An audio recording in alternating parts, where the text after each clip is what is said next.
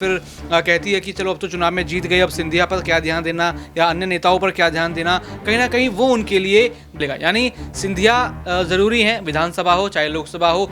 सिंधिया की ताकत तो देखी जाए तो सरकार बिगाड़ने बनाने वाली रही है, तो बिल्कुल यहाँ पर कांग्रेस के पास उनको वापस लेने के अलावा शायद ही कोई और।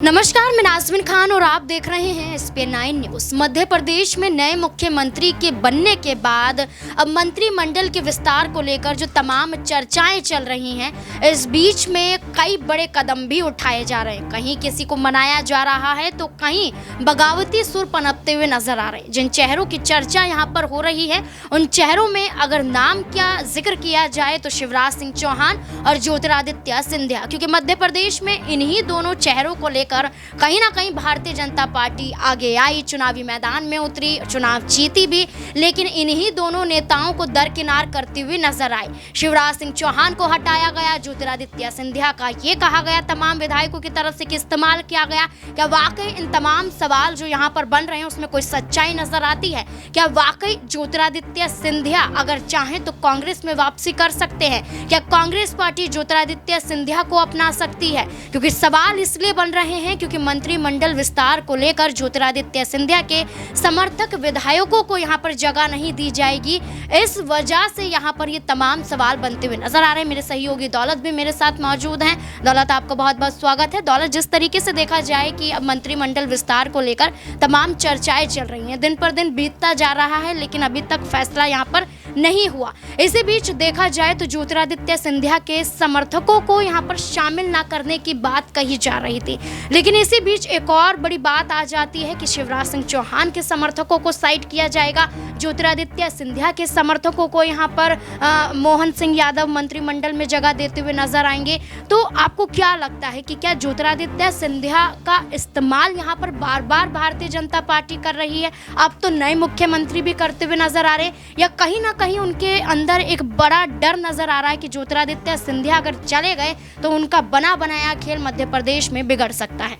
बिल्कुल, ये डर जो है थोड़ा वाजिब लगता है कि जब हमने देखा 2020 में यहाँ पर ज्योतिरादित्य सिंधिया सरकार यहाँ पर बीजेपी की नहीं होती, यहाँ पर जनता कमलनाथ को चुन लेती है, कांग्रेस पार्टी को कहता है कि अब आप सरकार चलाइए, क्योंकि 18 साल की एंटी इनकम्बेंसी काम कर गई थी। लेकिन 2020 में हमने देखा कि कुछ चुनावी समीकरण जो हैं पलटते हुए नजर आए।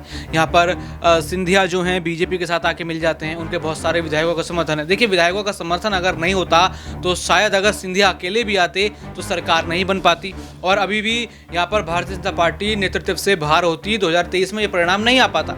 कहीं ना कहीं सिंधिया का बहुत बड़ा हाथ 2020 में रहा, और 2023 में ये हाथ रहा, ये सहयोग कुछ ऐसा रहा कि किसी को पता तो नहीं चला, लेकिन किसी को पता नहीं होगा कि शिवराज सिंह चौहान के बाद सबसे बड़ा सहयोग ज्योतिरादित्य सिंधिया का ही रहा होगा। हालांकि कई सारे विधायक वापस कांग्रेस में चले गए, लेकिन उससे आपने देखा कि कुछ ज़्यादा फर्क पड़ा नहीं। अपनी लगभग सभी सीटें यहाँ पर ज्योतिरादित्य सिंधिया के वो समर्थक विधायक जीतते हुए नजर आए, जिनको वो 2020 में अपने साथ लेके आए थे।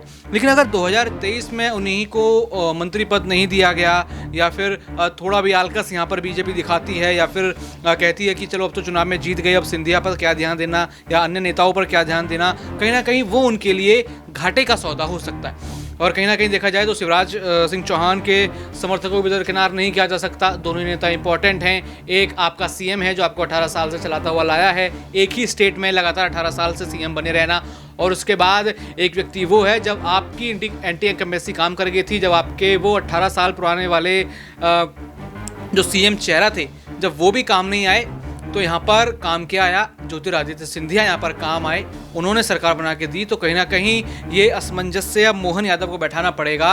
एक तो अपने लोगों का ख्याल रखना पड़ेगा, अगर उनके लोग भी यहाँ पर नहीं माने। वैसे देखा जाए तो अभी उनका जो समर्थक दल हो सकता है वो शायद थोड़ा छोटा हो सकता है, लेकिन वो भी ज़रूरी होगा भाजपा की दृष्टि से। और यहाँ बात करें सिंधिया और शिवराज की, तो दोनों को मना के रखना पड़ेगा। अगर दोनों में से कोई भी अपना हाथ पीछे खींच लेता है तो भाजपा को बाहरी नुकसान होगा। देखिए बिल्कुल भाजपा को नुकसान तो होगा अगर इन्हीं दोनों नेताओं को पूरी तरह से साइडलाइन कर दिया जाएगा। लेकिन दौलत यहाँ पर ये भी कहा जा रहा है कि अगर ज्योतिरादित्य सिंधिया को विधानसभा चुनाव में नहीं उतारा गया, यहाँ पर टिकट नहीं दिया गया, मुख्यमंत्री के तौर पर नहीं, उप मुख्यमंत्री के तौर पर भी नहीं, तो यहाँ पर ये कहा जा रहा है कि ज्योतिरादित्य सिंधिया, शिवराज सिंह चौहान को लोकसभा चुनाव के लिए तैयार किया जा रहा है। लोकसभा चुनाव में कहीं ना कहीं ज्योतिरादित्य सिंधिया बड़ी भागीदारी मध्य प्रदेश में उठाते हुए नजर आएंगे। क्या वाकई इन बात में कोई सच्चाई नजर आती है कि ज्योतिरादित्य सिंधिया को लोकसभा चुनाव में उतारा जा सकता है? बिल्कुल यहाँ पर देखा जा सकता है कि जब वो 2020 में आए तो कोई चुनावी माहौल नहीं था। उनको यहाँ पर राज्यसभा सांसद के रूप में चुनकर केंद्र में बड़ी जगह दे दी जाती है। तो कहीं ना कहीं बीजेपी की प्लानिंग होगी कि अगर सीएम सीट नहीं दे पाए 2020 में या 2023 में वो समीकरण नहीं बन पाए कि मोहन यादव को उठाना पड़ा, एक ओबीसी चेहरा चाहिए था यहाँ पर महाराज शायद वोट के नज़रिए से, क्योंकि 2024 की स्थिति यहाँ पर नापनी होगी। और यहाँ पर अगर लोकसभा में भी बने रहना है यहाँ पर मध्य प्रदेश में, जैसे लगातार पिछले 2 चुनावों में 14-19 की मैं बात कर रहा हूँ जहाँ पर वो बने रहे थे, तो कहीं ना कहीं यहाँ पर ज्योतिरादित्य सिंधिया की ज़रूरत पड़ेगी। और अगर लोकसभा में उनको उतारते हैं तो रिजल्ट में काफ़ी अच्छा इजाफा यहाँ पर देखने को मिलेगा। यानी सिंधिया ज़रूरी है, विधानसभा हो चाहे लोकसभा हो। अभी तो राज्यसभा सांसद के तौर पर हैं और जो सूत्र कहते हैं कहीं ना कहीं ये माना जा रहा है कि अगली बार लोकसभा में उतरेंगे, जनता उनको चुनकर भेजेगी। यहाँ पर उनकी कोई पैतृक सीट हो सकती है या उनके पिता की कोई पैतृक सीट या उनकी बुआ की वो पैतृक सीट हो सकती है।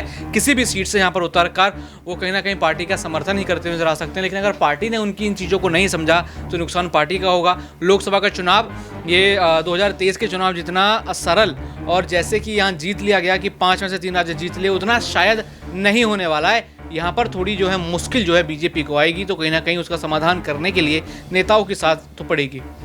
कांग्रेस पार्टी की बात करें तो प्रियंका गांधी वाड्रा भी मजाक में ज्योतिरादित्य सिंधिया पर निशाना साधती हुई देखी गई है। कई बार उन्होंने ये कहा है कि आप अगर कहेंगे कि घंटों सिंधिया पर बोलिए तो मैं बोलने के लिए तैयार हूँ। यानी कि बहुत करीबी रिश्ता ज्योतिरादित्य सिंधिया से प्रियंका गांधी वाड्रा और राहुल गांधी का रहा है।